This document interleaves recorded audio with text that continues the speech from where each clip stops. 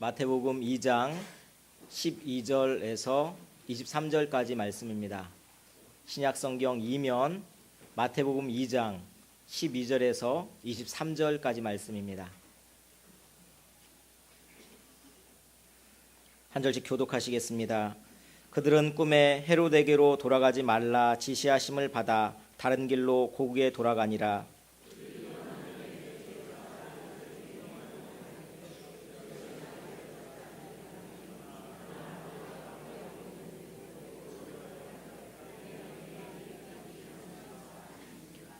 요셉이 일어나서 밤에 아기와 그의 어머니를 데리고 애굽으로 떠나가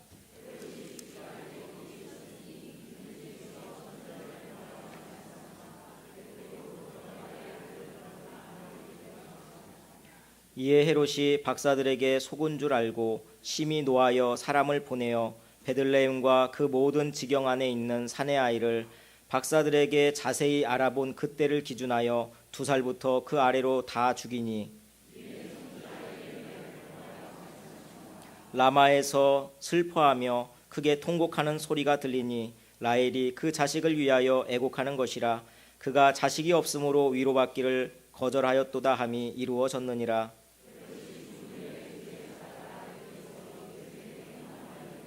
일어나 아기와 그의 어머니를 데리고 이스라엘 땅으로 가라.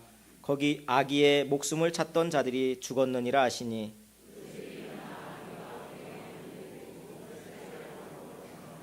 그러나 아켈레오가 그의 아버지 헤롯을 이어 유대의 임금됨을 듣고 거기로 가기를 무서워하더니 꿈에 지시하심을 받아 갈릴리 지방으로 떠나가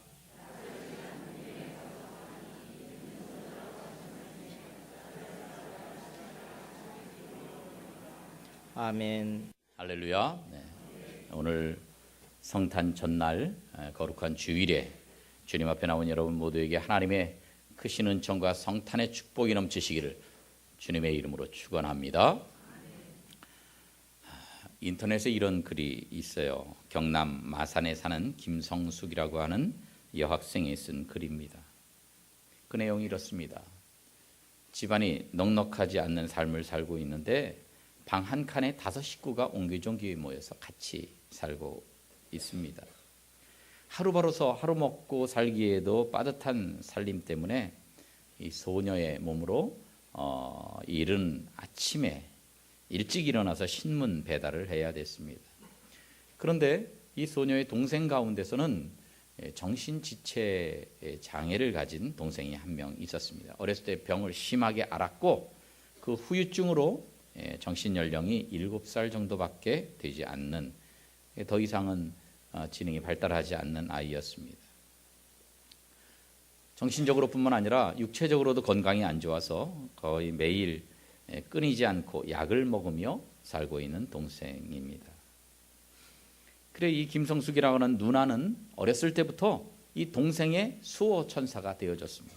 그래서 동네에서 아이들이 동생을 바보라고 놀리면은 가가지고 그렇게 놀리는 애들 야단쳤고, 또 애들이 그 동생을 때리면 가가지고 복수해주고 보호해주고 수호천사 역할을 했었어요. 지금 신문 배달을 하는 것도 동생 매일 약을 먹어야 되는데 그 약값에 조금이나마 보탬이 되고 싶어서 시작을 한 일이었습니다. 그래서 아침 일찍 나가가지고 신문 배달을 다 하고 나서 그 다음에 이제 학교로 갑니다. 그리고 나서 학교에서 하루 종일 수업을 마치고 집으로 돌아오면 완전히 녹초가 돼가지고, 그래서 신발 벗어놓고 양말 벗어 던지고 그냥 쓰러져서 정신없이 자버리는 거예요. 너무 피곤하니까.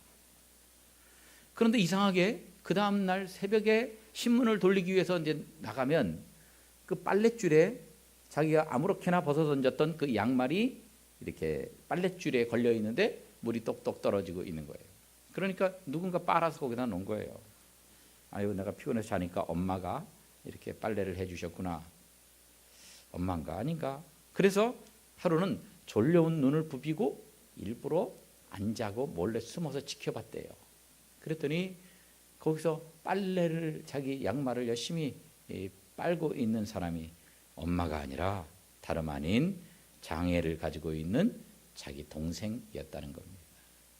그 동생이 몸도 제대로 가누기가 어려운데, 많이 불편한데 그런데 그 힘든 몸을 이리저리 움직여가면서 열심히 그 더러운 양말을 더러운 줄도 모르고 막 열심히 빨아주고 있던 겁니다. 양말을 빨고 있다가 이렇게 그 누나하고 눈이 마주치자 이 동생이 그 누나를 향해서 환한 미소를 지어주더랍니다. 이 소녀가 누나가 동생한테 달려가서 두 팔로 꼭 안아줍니다. 그리고 이렇게 속삭였습니다. 그래, 내가 그랬구나. 그래, 양말을 빨아준 것도 내가 그런 거구나. 비가 오는 날이면 우산을 내가 잊어버릴까 봐서 책가방 위에다가 올려놔준 것도 내가 한 거구나. 아침마다 신발을 반짝반짝 닦아준 것도 내가 한 일이구나. 이 소녀는 그제야 새로운 것을 알게 되었습니다. 지금까지는 내가 내 동생의 수호천사였다 그렇게 생각을 했는데 이제 보니까 동생이 자기의 수호천사였다는 사실을 깨닫게 된 것입니다.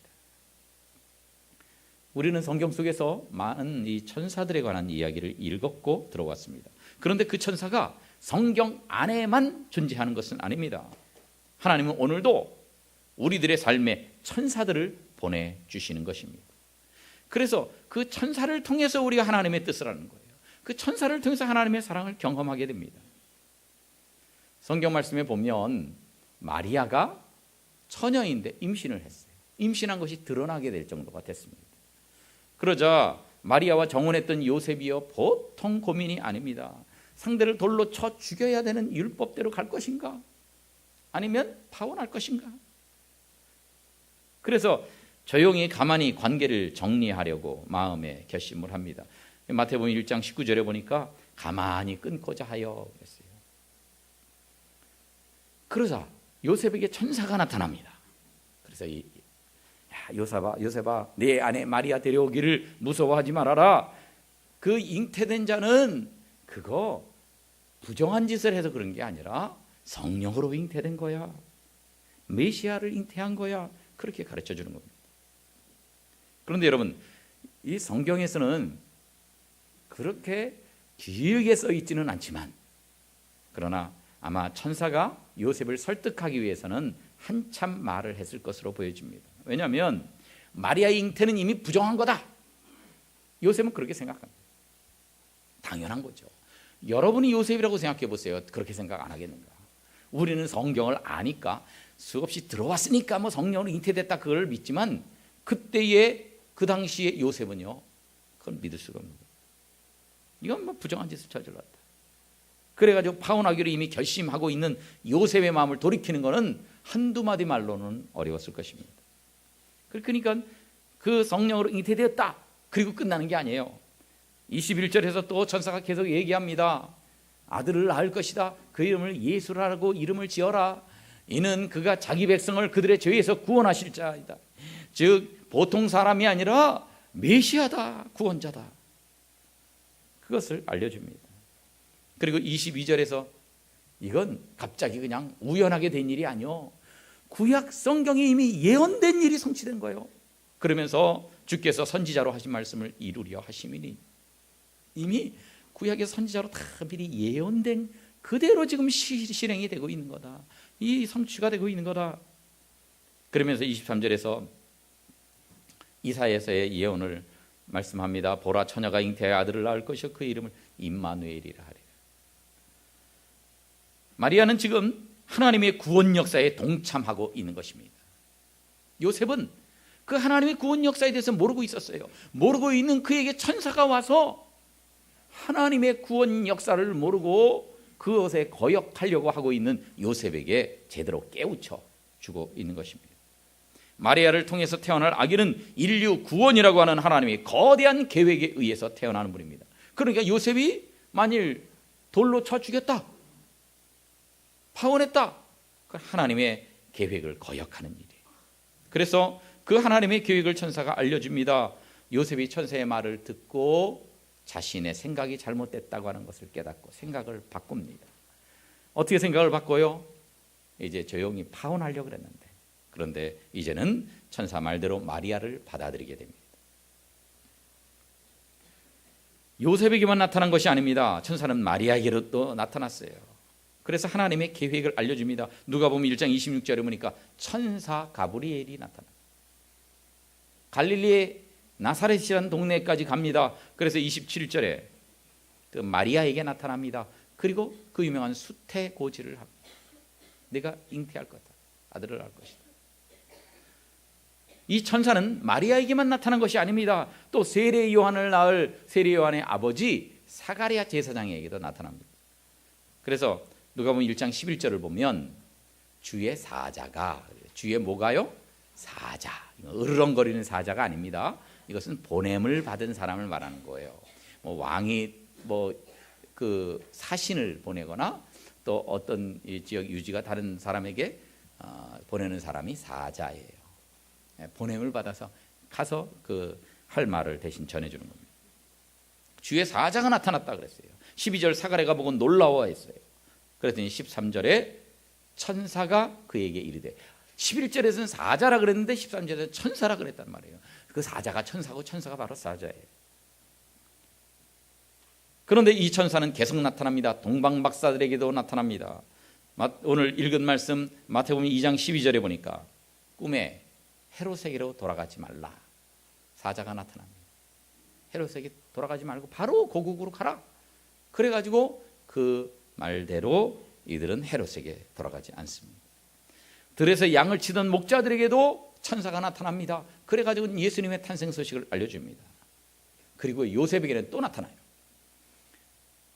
오늘 보면 13절 말씀 보니까 그들이 떠난 후에, 즉 동방박사들이 떠나간 다음에 그 주의 사자가, 즉 천사가 요셉에게 나타납니다. 그러면서 뭐라 그럽니까? 헤롯 왕이 아기를 찾아 죽이려고 그런다.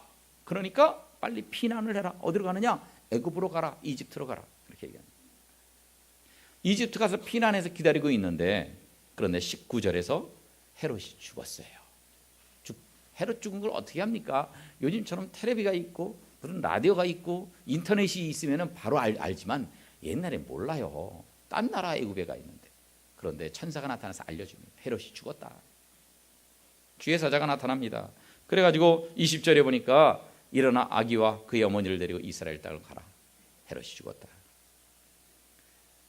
그런데 22절에 보니까 헤롯의 아들 아켈라오가 이어서 왕이 됐다. 그러니까 거기서 위험하다. 그래가지고 두려워했더니, 그랬더니 꿈에 지시하심을 받아 천사가 또 나타납니다. 그래서 갈릴리 지방으로 가라. 그래가지고 갈릴리 나사렛으로 간 겁니다. 여러분, 천사가 수없이 나타납니다. 요셉에게 여러 번 나타납니다. 마리아에게 나타납니다. 사가랴에게 나타납니다. 동방 박사들에게 나타납니다. 목자들에게 나타납니다. 이렇게 나타났던 하나님의 천사는 오늘도 우리들에게도 나타나고 우리들에게도 찾아올 줄로 믿습니다. 우리가 어떨 때 찾아오느냐? 하나님의 계획을 모를 때, 하나님의 계획과 다른 방향으로 갈 때에 천사가 나타나는 거예요. 우리가 어리석고 둔해서 하나님의 뜻을 거역하는 길로 가려고 할 때 하나님은 천사를 보내셔서 우리를 깨우쳐 주시는 것입니다. 그런데요, 하나님은 날개가 달린 천사들만 보내시는 게 아니고 오히려 더 자주, 대부분은 날개가 없는 천사들을 보내십니다. 날개 없는 천사가 뭐예요? 진짜 사람들이에요. 천사가 아닌 진짜 사람들을 보내서, 그래서 우리들을 깨우쳐 주시는 거예요. 내 주변에 있는 잘 아는 사람인데 그 사람이 하는 말 한마디를 통해서 내가 하나님의 뜻대로 못 살던 것을 깨닫게 해주시더라는 거예요. 어떤 때는 그 한 사람의 말 한마디를 통해서 하나님의 사랑이 얼마나 대단한 것인가를 깨닫게도 해주십니다. 어떤 때는 누가 보낸 짧은 SNS의 글 한마디를 통해서 잘못된 길을 가고 있는 나 자신을 깨우치기도 하는 것입니다. 때로는 어떤 사람의 행동을 보면서 나도 저렇게 살아야지, 근데 나 그렇게 왜 못 살지 하면서 나 자신의 모습을 바로 보게 하시는 것입니다. 그러니까 이 천사들이요, 꼭 날개 달린 모습으로 나타나는 건 아니더라는 거예요. 창세기 19장에 보니까 두 천사가 소돔성에 갔습니다. 멸망시키러 간 거예요. 그런데 천사인 줄 모릅니다. 물론 날개도 없고 완전한 사람 모습으로 있으니까. 그러니까 롯이 본래 나그네를 극진하게 영접하던 사람이니까 영접해가지고 극진히 대접을 합니다. 천사라고는 생각도 못합니다. 소돔 성에 있는 사람들도 사람이라고 생각해서 끔찍한 말들을 하면서 요구를 하는 것들을 우리가 봅니다. 그런데 롯이나 소돔 사람들이 천사들을 보고 사람이다 그렇게 말을 했으면 그 사람들은 착각하고 말한 거니까 괜찮아요. 그렇게 보이니까. 그런데 성경의 표현 자체가 그 사람들이라고 그렇게 나오고 있습니다. 창세기 19장 10절에 보면 누가 한 말이 아니라 성경의 내레이션이 이렇게 돼 있다는 거예요. 성경에 그냥 서술이 이렇게 돼 있습니다. 그 사람들이 손을 내밀어 롯을 잡아 끌어들였다. 그 다음에 12절 역시 천사들을 가리키는 말이에요. 그 사람들이 롯에게 이르되 그 외에 내게 속한 자가 있느냐, 또 더 구원할 자가 있느냐. 16절 롯이 지체했더니 그 사람들이 즉 천사들이 롯과 아내와 두 딸의 손을 잡아 이끌어가지고 성 밖으로 데리고 나갑니다. 17절 그 사람들이 그들을 밖으로 이끌어낸 다음에 또 이렇게 말합니다. 그러니까 성경 자체가 그 사람들이라고 말하고 있다는 거예요. 하나님이 천사를 보내시는데 완벽한 사람의 모습으로 보내시더라는 거예요. 창세기 32장을 보면 야복강가에서 그 씨름하고 있는 그 야곱을 만날 수 있습니다. 천사와 씨름합니다. 그런데 천사와 씨름하던 그 천사를 성경은 사람이라고 표현합니다. 야곱이 한 말이 아니라 성경이 그렇게 묘사해요. 그래서 창세기 32장 25절에 보니까 야곱의 허벅지 관절이 그 사람과 씨름할 때 어긋났다. 사람이라고 말합니다. 27절에도 보면 그 사람이 그에게 야곱에게 이르되 내 이름이 무엇이냐? 야곱입니다. 이스라엘로 해라. 이렇게 전부 다 그 사람이라고 나오고 있어요. 야곱에게 나타난 천사 역시 사람의 모습이었습니다. 하나님은 오늘 우리를 위해서 천사를 보내시는데 희한한 모습으로 나타나는 것이 아니라 진짜 사람의 모습으로 우리를 찾아오도록 천사를 보내신다는 거예요. 그러니까 천사가 어떻게 이상한 모습으로 온 게 아니라 똑같은 사람의 모습으로 온다는 거예요. 그렇다면 우리는 어떻게 해야 되겠습니까? 오늘도 내가 만난 사람이 이 사람이 하나님이 보내신 천사일 수도 있다는 거예요. 그래서 내가 만난 사람 한 사람이 하나님의 천사라고 하는 마음으로 그들을 대할 때에 그때에 우리는 정말 천사를 만날 수 있는 거예요. 왜냐하면 우리가 잘못된 생각을 갖고 있을 때에 저분이 천사다 생각하면요 그분이 하는 말을 통해서 나 자신을 돌아보게 됩니다. 그리고 내가 고쳐야 될 점들을 깨닫게 됩니다. 본받아야 될 점들을 발견하게 됩니다. 그러면서 나를 고치면 하나님의 뜻을 전달하는 사자와 같은 천사와 같은 역할을 다하는 것 아니겠습니까? 그래서 만난 사람들을 천사라고 생각해. 한 사람을 천사라고 생각해. 하나님은 가난한 거지의 모습으로도 천사를 보내주기도 하십니다. 내 마음에 상처를 주는 원수와 같은 사람의 모습으로도 천사를 보내기도 하십니다. 나를 사랑하고 나에게 잘해주는 그런 사람들뿐만 아니라 내가 만나기가 싫고 멀리하고 싶은 그 사람까지도 우리의 천사로 사용하신다는 거예요. 그래서요 우리는 오늘도 내가 만나는 사람 한 분 한 분을 천사를 만나는 것처럼 귀하게 여겨야 됩니다. 이 세상에 내가 멸시할 수 있는 사람, 내가 업신여길 수 있는 사람 단 한 사람도 없어요. 내가 누군가를 멸시하고 업신여긴다는 것은 하나님의 천사를 업신여기는 일이 될 수 있고 그것은 천사를 나에게 보내주신 하나님을 업신여기는 일이 되지 않겠습니까? 그래서 우리는 모든 사람들을 하나님이 내게 보내신 천사로 생각해야 됩니다. 10사람이면 그 10사람에게서 각각 다른 것을 우리가 배울 수 있습니다. 이분들을 나에게 하나님이 천사로 보내주셨구나 생각하고 주변에 있는 사람들을 무시하고 주변에 있는 사람들을 우습게 생각하고 하는 것이 아니라 한 사람 한 사람을 귀히 여기고 그들에게서 하나님의 마음을 읽을 수 있는 복된 성도들 되시기를 주님의 이름으로 축복합니다. 자, 내가 만나는 사람들이 다 천사라는 만나는 사람인데 다 천사다. 그렇다면 이번엔 반대로 생각을 해보겠습니다. 반대로 내가 만나는 사람들도 천사이지만 나도 내가 만나는 사람들에게 천사가 되어야 됩니다. 하나님은 오늘 나를 하나님의 천사로 사용하고 계십니다. 하나님은 내가 하나님의 천사가 되어서 요셉처럼 이걸 어떻게 해야 될지 몰라서 고민하고 근심하고 있는 사람에게 하나님의 뜻을 알려주기를 원하십니다. 절망 가운데 있는 사람에게는 내가 하나님의 천사가 되어서 그 사람에게 희망의 메시지를 주기를 원하십니다. 따뜻한 말 한마디와 위로가 필요한 사람에게는 하나님의 천사가 내가 되어서 그 사람에게 하나님의 위로를 전해 주기를 원하십니다. 먹을 것이 없어서 굶주린 사람이 내 앞에 나타났다는 건 뭐냐? 내가 그 사람의 천사가 되어주라는 거예요. 내가 하나님의 천사가 되어서 그의 배를 채워주는 역할을 내가 하라고 하나님이 그런 사람을 우리에게 보내주신 것입니다. 그래서 오늘 내가 만나는 모든 사람은 내게 천사이고 동시에 나도 그 사람들의 천사가 되어주라고 하나님이 보내신 사람들입니다. 미국의 대표적인 그 여류 작가 중에 앤 타일러라고 있는데 종이 시계라고 하는 그런 소설로 퓰리처상을 수상한 사람입니다. 그런데 이 앤 타일러가 지은 소설 가운데 바너비 스토리라고 하는 책이 있어요. 바로 이 책입니다. 바너비 스토리. 이 책의 내용에 이제 이런 얘기가 있어요. 게이틀린 가문의 가장들은 꼭 자기가 만난 천사에 관한 기록을 남겼다는 거예요. 어떤 사람은 이제 평범하게 살다가 이 양복 같은 걸 가봉을 하잖아요. 가봉을 하는데 그 가봉을 나무로 가봉 틀을 만들어 가지고 그렇게 그것 때문에 대박치고 성공한 사람이 있었어요. 그런데 그게 완전히 자기 아이디어가 아니라 어떤 낯선 여인이 힌트를 주고 아이디어를 제공해줘서 그렇게 했다가 잘 된 거예요. 그래서 그 여성의 나에게 천사였다 그렇게 기록을 해요. 그 아들은 또 자기 인생에 굉장히 중요한 전환점이 되고 굉장히 어떤 계기에서 그 도움을 준 사람을 천사로 기록하고 있어요. 또 어떤 사람은 자기 인생에서 힘들 때 도와준 사람을 천사로 그렇게 기록을 하는 거예요. 그런 내용이 이 책 안에 있다는 거예요. 그러나 이건 소설이니까 진짜 얘기는 아니에요.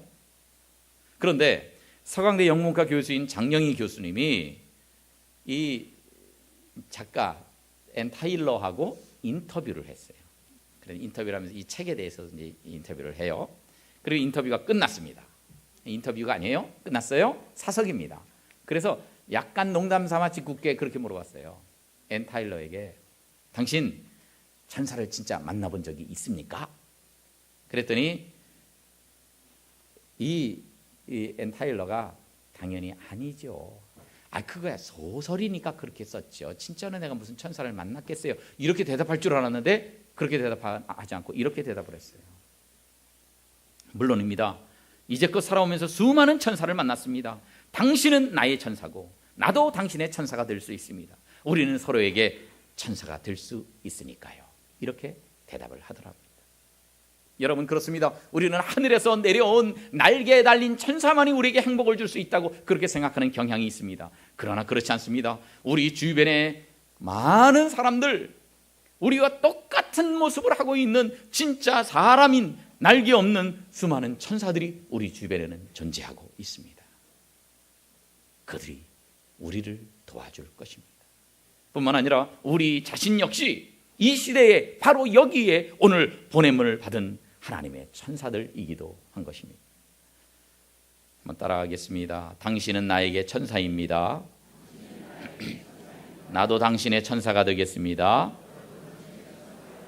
옆에 있는 분에게 그렇게 인사하겠습니다. 당신은 나에게 천사입니다. 또 인사합니다. 나도 당신의 천사가 되겠습니다. 그래요. 여러분도 주변 사람들에게 천사가 되시기를 주님의 이름으로 축복합니다.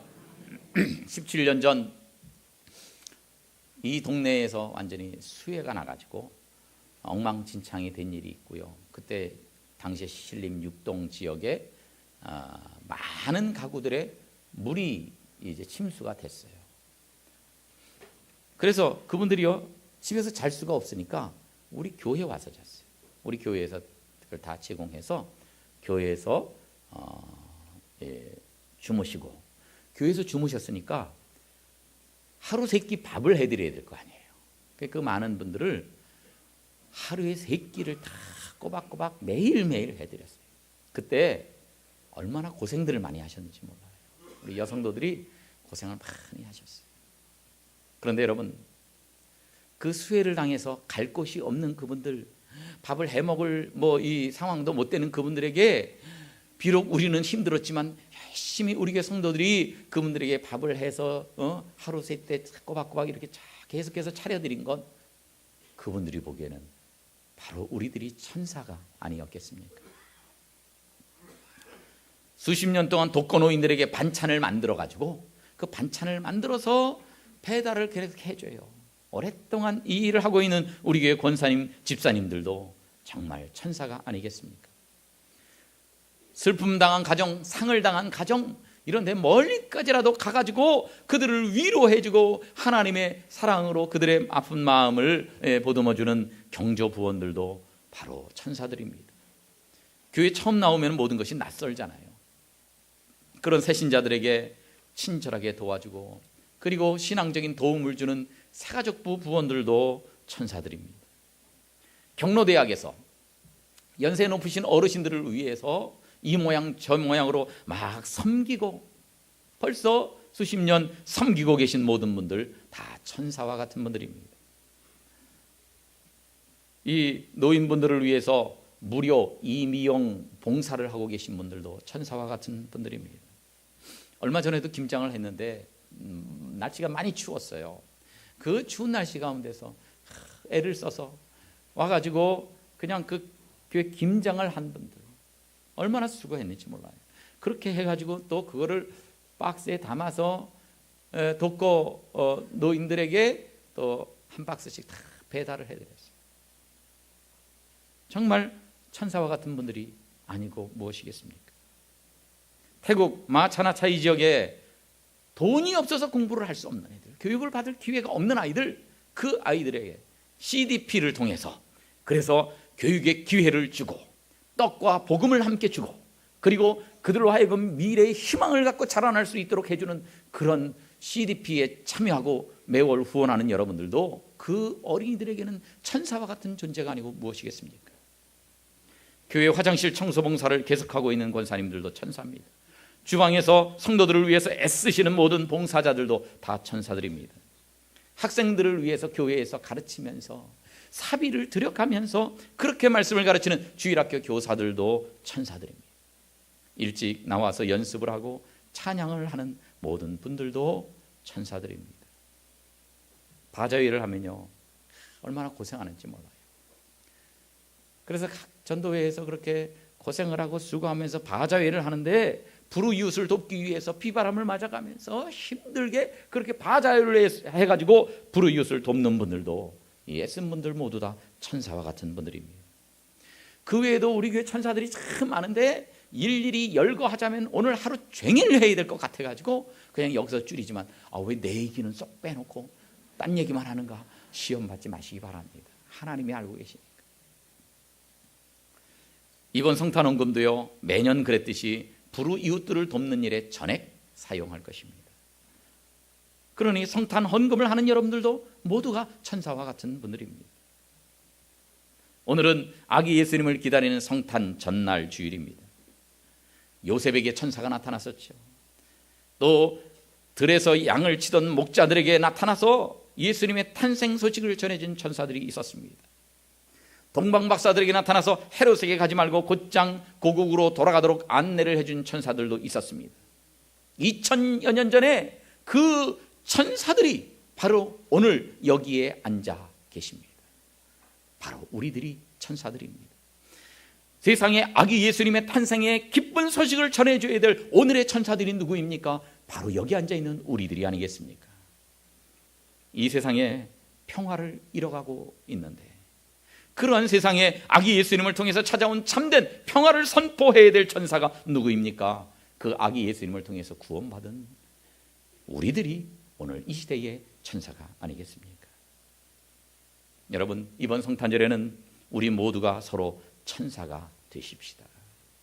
아기 예수님의 탄생 소식을 세상에 널리 알려주어서 아기 예수님이 왜 태어나셨고 아기 예수님의 탄생이 우리에게 어떤 의미가 있는가를 가르쳐 주어서 그들이 진정으로 새로운 세상을 보고 그들이 진정한 희망을 발견할 수 있도록 해주는 것, 그것이 천사인 우리가 해야 할 일이 아니겠습니까?